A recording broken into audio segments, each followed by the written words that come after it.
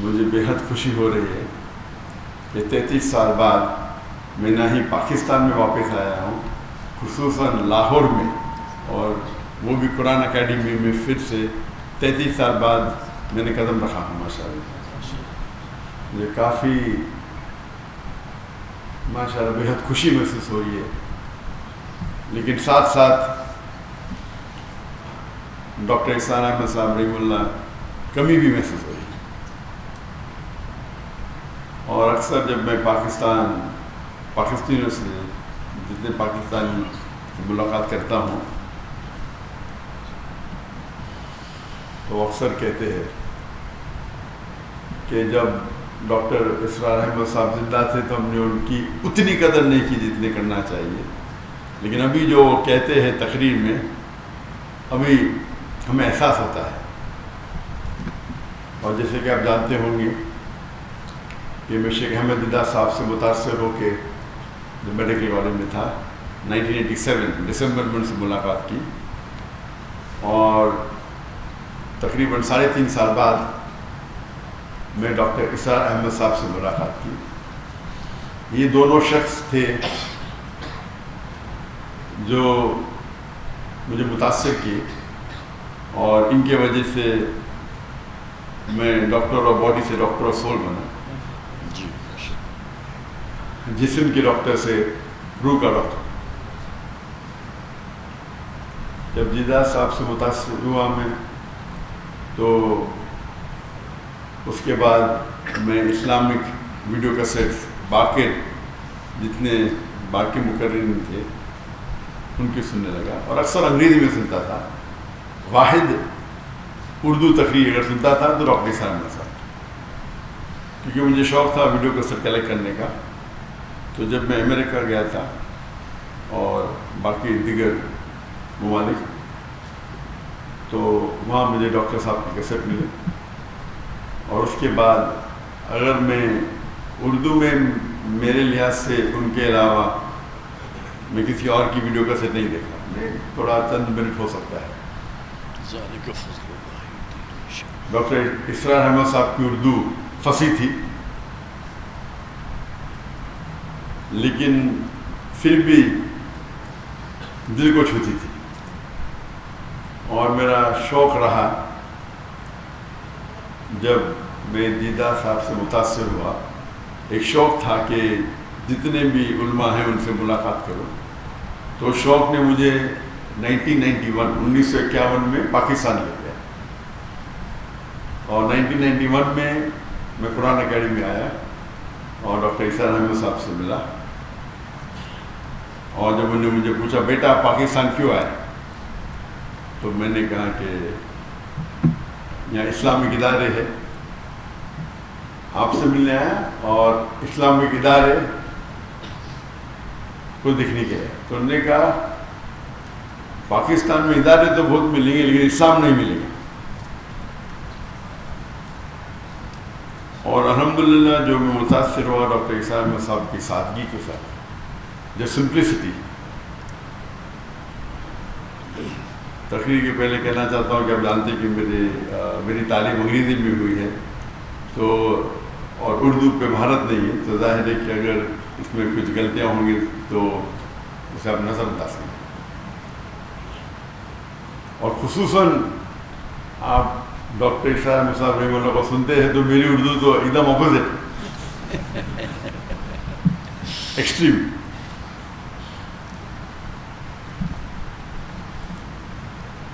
تو جب یہاں ان سے ملاقات کی، گفتگو تو کئی ہوئی، لیکن سب سے جو اہم مدعا تھا، انہوں نے پوچھا کہ، اور میں MBBS سے فارغ ہوا تھا اور میں انٹرنشپ کر رہا تھا۔ انٹرنشپ کرنا ضروری 1 سال کے لیے، 4.5 سال کی پڑھائی ہوتی ہے، 1 سال کا انٹرنشپ تھا۔ اس ٹائم میں پاکستان چند ہفتوں کے لیے آیا تھا۔ تو انہوں نے کہا آپ کیا کرنا چاہتے ہیں؟ تو میں نے کہا کہ میں سرجن بننا چاہتا ہوں، اور کیا، میں نے دائی دونوں ساتھ میں کروں گا، سرجن بھی بولوں گا دائی بھی کروں گا۔ تب ڈاکٹر صاحب نے کہا کہ میں نے 7 سال کوشش کی ڈاکٹر اور دائی دونوں بننے کی، لیکن میں ناکامیاب رہا۔ اگر آپ مہارت چاہتے ہیں تو دونوں میں سے ایک چننا پڑے گا۔ اور وہ ایک نصیحت تھی جو ہو سکتا ہے میری زندگی کو بدل دی. اور جب میں واپس گیا، جب میں والدین سے کہا، پہلے ارادہ تھا کہ جب میں ماسٹرز کروں گا سرجری میں تو ہفتے میں آدھا دن چھٹی ملتی ہے، 24 آورز آپ کو ہاسپٹل میں رہنا چاہیے. آدھا دن چھٹی ملیں گی، اس ٹائم 2 گھنٹہ میں دعوتی کام کروں گا. ہم نے ادارہ قائم کیا تھا اسلامک ریسرچ فاؤنڈیشن 1951 میں، 1991 میں. تو جو میرا تصور تھا کہ ہفتے میں 2 گھنٹہ دوں گا ادارے کے لیے، باقی ٹائم میڈیکل کے لیے. والدین نے کہا نو پرابلم. پھر میں نے کہا کہ میں روز 2 گھنٹہ دینا چاہتا ہوں. پھر میرا ارادہ بدل گیا کہ میں ابھی سرجری نہیں کروں گا. سرجری میں 24 گھنٹہ رہنے پڑتا ہے. اگر میں ریڈیولوجی کروں تو 24 گھنٹہ رہنے کی ضرورت نہیں. تو میرا ذہن تبدیل ہو گیا، ریڈیولوجی کروں گا، اس کے اندر 24 گھنٹہ ہاسپٹل میں رہنے کی ضرورت نہیں. اور میں نے کہا میرے والدین سے، میرے والد بھی ڈاکٹر تھے، میرے بھائی بھی ڈاکٹر تھے، ریڈیولوجی کروں گا اور پھر روز 2 گھنٹہ دعوتی کام کروں گا. والدین نے بولا نو پرابلم، جیسے آپ کی مرضی. پھر چند ہفتے اور گئے اور اس وقت ہم نے قائم کیا ایک پیتھولوجیکل سینٹر، جو میں اور میرے بھائی 50% پارٹنر تھے، اسے قائم کیا. اور پھر میں نے کہا کہ ابھی 50% میڈیسن، 50% دعویٰ کریں گے. والدین نے کہا نو پرابلم. پھر میں نے کہا 2 آورز میڈیکل کریں گے اور باقی ٹائم دعویٰ کریں گے. بھائی نے بولا نو پرابلم، والدین نے بولا نو پرابلم. پھر میں بولا فل ٹائم دعویٰ کروں گا. اور یہ سارا سلسلہ 1 سال سے کم میں ہوگا. ایسا نہیں کہ 5 10 سال بعد، میں بھی 8 9 مہینے میں. اور میرے بھائی نے کہا مجھ سے کہ آپ زندگی وقف کرو، آپ 50% پارٹنر ہے، آپ کو آنے کی ضرورت نہیں، 50% آپ کو شیئر مل جائے گی. میں نے کہا نہیں بھی دے چلے گا. میرے بھائی نے کہا 50% مل جائے گی. تو وہاں سے سلسلہ شروع ہوا. بعد واپس سے آئے تھے ڈاکٹر اسرار احمد صاحب رحم اللہ، جو ان کی ایڈوائس تھی کہ اگر دائی کو سکسیسفل ہونا ہے تو اپنے ضرورت جو آپ کی ضرورت کی چیزیں ہیں اسے کم کرو، اپنی ریکوائرمنٹس کو کم کرو تاکہ کوئی بھی آپ کو اس پہ محتاج نہ رہنے پڑے. اگر آپ کی ضرورت زیادہ ہے تو پھر آپ کو شاید زیادہ پیسہ لگے گا، 10 لاکھ مہینے کا لگے گا، 20 لاکھ لگے گا. پھر 10 لاکھ نہیں ملیں گے تو آپ دوسری بات کریں گے. اگر آپ کو حق کی بات کرنا ہے اور اپنی زندگی وقف کرنا ہے تو اپنی ضرورت کو کم کرو یا ریکوائرمنٹس کو کم کرو. اور یہ جو نصیحت انہوں نے مجھے دی، اس کو میں نے دل میں سنبھال کے رکھا. اور آج بھی میں کہتا ہوں، جب میں نے دعوتی کام شروع کیا تو فیملی کا فل سپورٹ تھا، تو کام کرنے کی ضرورت ہی نہیں تھی. لیکن پھر بھی مجھے کئی شوق ہے، تو تقریباً میں دن میں ایوریج 14 سے 15 گھنٹہ دعوتی کام کرتا تھا. یہ میں بات کر رہا ہوں مینج کی بات. جب شادی کے پہلے میں تقریباً 9-10 گھنٹے دیتا تھا دعوتی کام میں. تو لوگوں نے کہا کہ شادی کرو گے تو ٹائم کم ہو جائے گا. تو اسکول میں سیکھا تھا وین ڈائیگرام. وین ڈائیگرام مطلب ایسی چیز کرو جو 2 چیز ایک ساتھ میں ہو. تو میں نے دائیا سے شادی کی. اور اللہ کے رسول کی حدیث ہے کہ شادی کرنے کے لیے 4 چیز انسان دیکھتے ہیں. ایک ہے بیوٹی، خوبصورتی، ایک ہے دولت، تیسری ہے نوبلٹی، خاندان، اور چوتھا ہے ورچو، دینداری. اور سب سے اہم ہے دینداری، تقویٰ. تو یہ کرائٹیریا لے کے میں نے ایک ایڈ کیا کہ دائی ہونا چاہیے، دینداری اور دائی. ब्यूटी नो प्रॉब्लम, खाली रिपल्सिव नहीं होना चाहिए, दौलत की जरूरत नहीं, खानदान नो प्रॉब्लम। तो एक ही क्राइटेरिया क्या, दीनदार होना चाहिए लेकिन दाई होना चाहिए। एक क्राइटेरिया ऐड कर दिया, कोई लड़की नहीं मिली 2-3 साल तक। तो मेरी बहन वो इंटरव्यू लेती थी, तो एक लड़की को पास किया, तो ऑप्शन था ही नहीं ना। तो हमने मुंबई से पुणे गए और सबसे पहली बार मैं मेरी होने वाली अहलिया से मिला और अल्हम्दुलिल्लाह बिस्मिल्लाह की, और अल्लाह ने इसमें बरकत दी। शादी के बाद 9-10 घंटे के बदले 12 घंटे देने लगे, क्योंकि जब हम गुफ्तगू करते थे तो दावती काम के बारे में करते थे, वेन डायग्राम था, उसका मतलब मैं बीवी को टाइम नहीं देता था। अक्सर दाई देखी बीवी को टाइम ही नहीं देते थे। तो आम लोग जो बीवी को टाइम देते उससे मैं कई ज़्यादा देता था, कई ज़्यादा। और आम लोग जो अपने जो वक्त, अपनी जो पेशे को काम देते 8 घंटा 9 घंटा, तो मैं देता था 13-14 घंटे जरूर ना। लोगों ने बोले बच्चे पैदा होंगे तो आपको पता चल जाएगा, बच्चे पैदा होंगे तो फिर आप टाइम कम देंगे। तो बच्चे पैदा हैं, जब मेरी बीवी की शादी करने के बाद हमने शुरू की ladies wing, Islamic trust foundation की लेडीज़ विंग, और वो बन गई उसकी सदर, लेडीज़ विंग की सदर, और इदारे को आगे बढ़ाया। बच्चे पैदा हुए तो हमने स्कूल शुरू किया, इस्लामिक इंटरनेशनल स्कूल।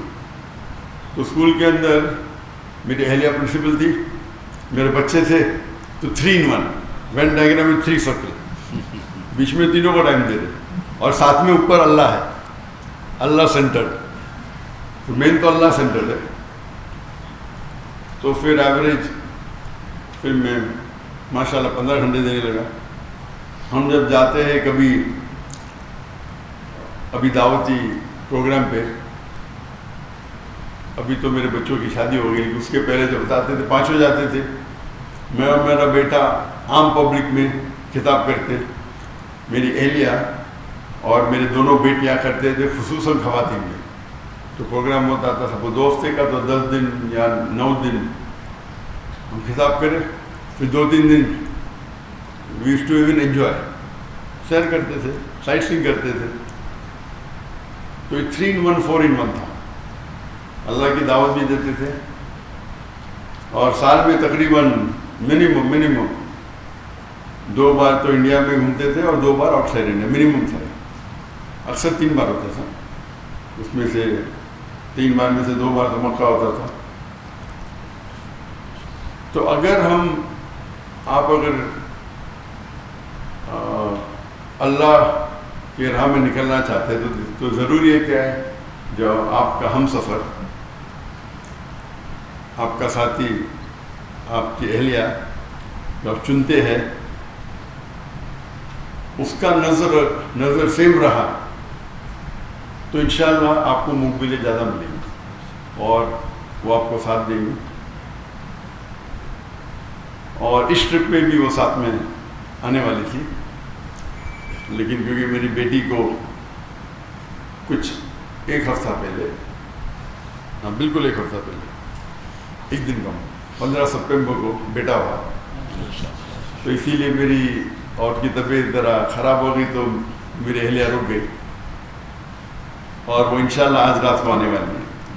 तो उनके भी प्रोग्राम होने वाले थे कराची में, लेकिन आप नाना बन गए माशाल्लाह। जी हाँ, अल्हम्दुलिल्लाह।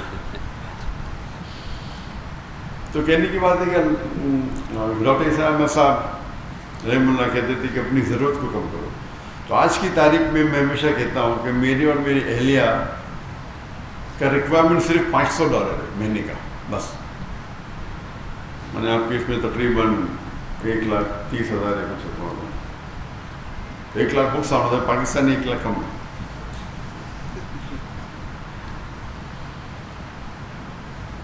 और ये मेरे और मेरी अहलिया के बाद वो अलग बात है कि दावती काम में जब ट्रैवल करते मैं खुद पैसा भरता हूँ, उसके अंदर खर्चे और होते हैं, लेकिन खुसूसन पर्सनल लाइफ के लिए $500 काफ़ी है। اللہ نے نوازا کہ میں تجارت کرنے لگا. مہینے میں تقریباً 2 یا 3 دن مطلب ایوری آلٹرنیٹ ڈے 1 گھنٹہ 2 گھنٹہ. بزنس کرنا بھی ماشاء اللہ اللہ کے رسول کی سنت ہے. اور اللہ نے بہت نوازا. فیملی کی طرف سے سپورٹ تھا. میں نے میرے والدہ سے 15 لاکھ روپے لی پاکستانی. اس ٹائم 1:1.5 تھا, تو ہو سکتا ہے 20 لاکھ 22 لاکھ پاکستانی روپے اس ٹائم کی.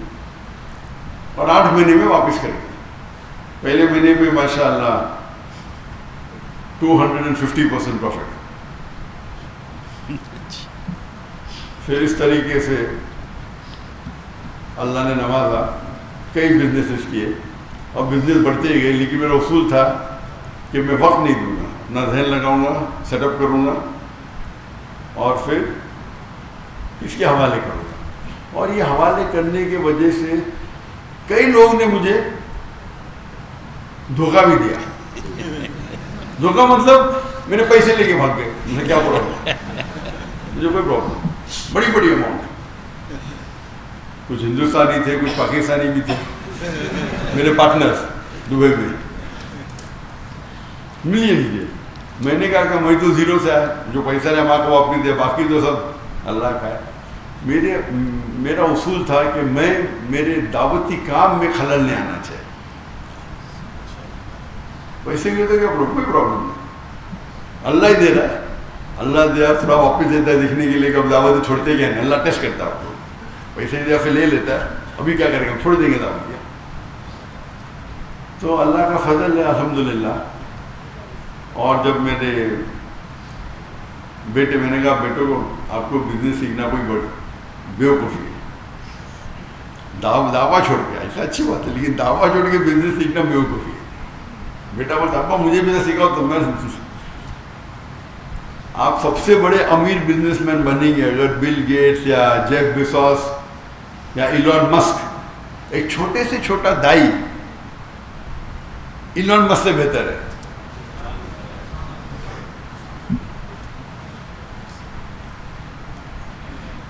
لیکن ٹھیک ہے, کیونکہ اللہ نے مجھے سہولت دی تو میں نے بولا تمہارے نام پہ شروع کر دو, نو پرابلم.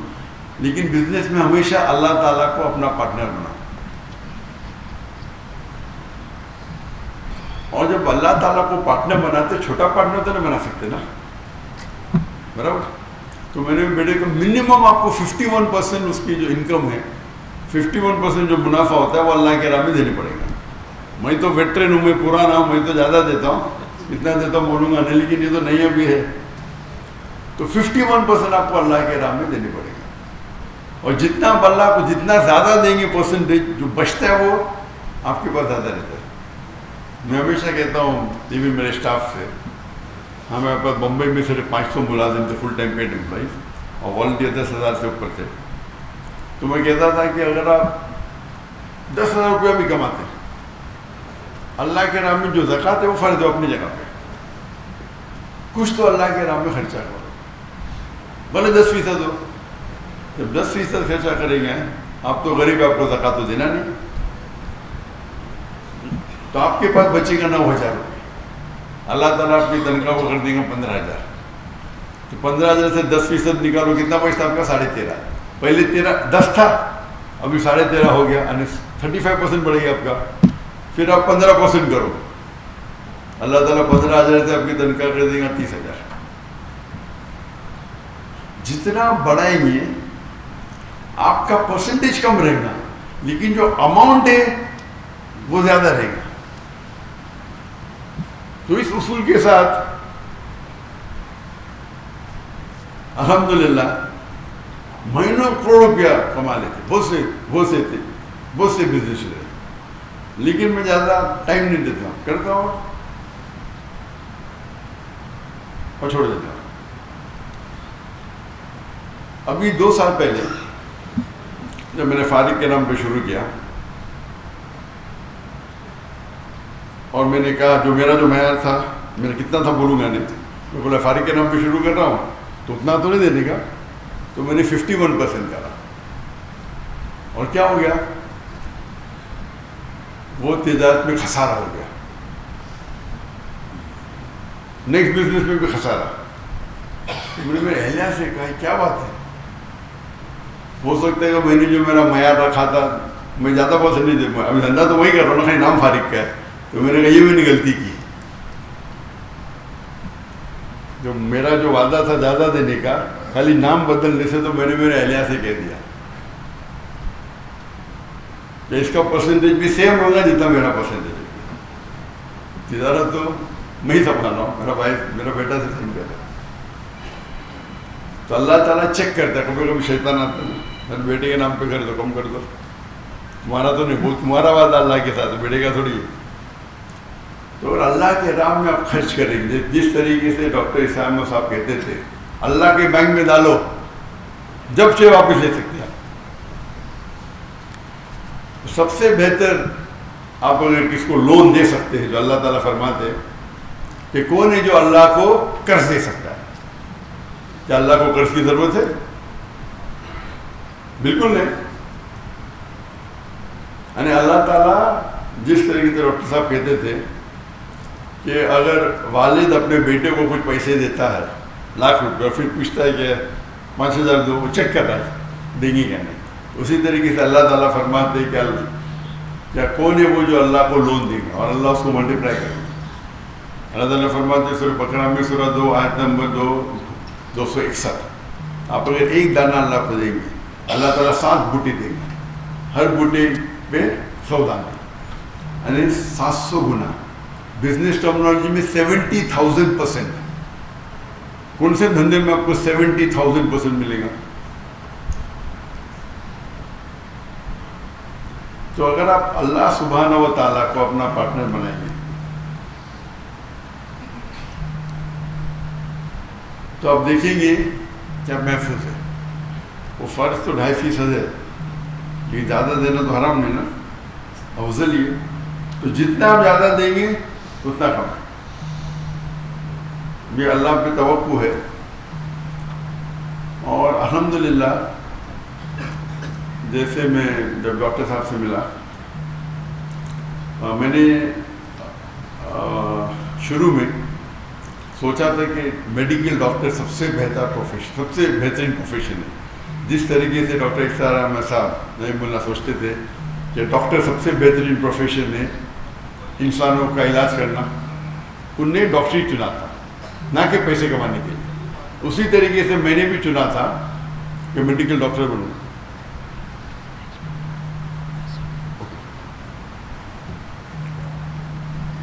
تو نیکسٹ جس سے میں نے سوچا کہ ڈاکٹری بیسٹ ہوگا, جب قرآن مجید کو پڑھا, اللہ تعالیٰ فرماتے ہیں جس آیت کو میں نے شروع میں تلاوت کی سورہ فصیلت چیپٹر 41 ورس 34, ومن احسن قولا ممن دعا الی اللہ وعمل صالحا قال انی مسلم. کہ کون شخص سے بہتر شخص سے لوگوں کو اللہ کی طرف بلاتا ہے, اچھے اعمال کرتا ہے اور کہتا ہے کہ مسلم ہے. تو سب سے بہترین جو پروفیشن ہے وہ دائی کا. تو اسی لیے میں نے ڈاکٹری چھوڑ کے دائی بنا, اور اللہ سے امید رکھتا ہوں کہ جو بھی کچھ ہم تھوڑا کام کر رہے, جو ہمبل ایفرٹس ہمارے, وہ اللہ تعالیٰ قبول فرمائے. اللہ سے دعا کرتا ہوں کہ ہم سب کو انشاءاللہ آخرت میں جنت میں اٹھائیں. آخرت دعوانا الحمدللہ.